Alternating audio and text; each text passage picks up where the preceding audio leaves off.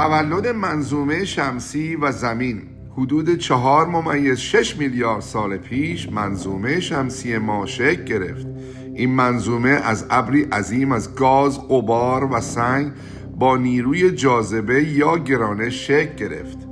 با چرخش و تراکم این مواد در مرکز آن خورشید زاده شد و در اطرافش 8 سیاره شکل گرفتند، از جمله زمین خودمان.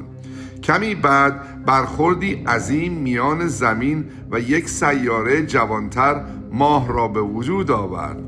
این برخورد باعث شکل‌گیری ماه شد و به زمین محوری مایل بخشید، همان محوری که امروزه عامل ایجاد فصلها در کره زمین می باشد. هر بار که با آسمان شب نگاه می کنیم در واقع به گذشته می نگریم. نور خورشید حدود 8.5 دقیقه طول می کشد تا به زمین برسد. یعنی اگر خورشید همین حالا خاموش شود ما تا 8.5 دقیقه متوجه آن نخواهیم شد.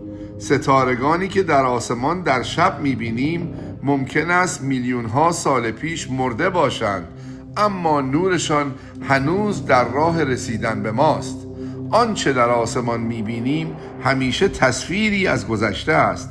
امروزه با فناوری‌های نوین همچون تلسکوپ فضایی جیمز وب می توانیم عمیق‌تر از همیشه به فضا بنگریم و در زمان به عقب سفر کنیم و تا نزدیکترین لحظات پس از تولد جهان را ببینیم.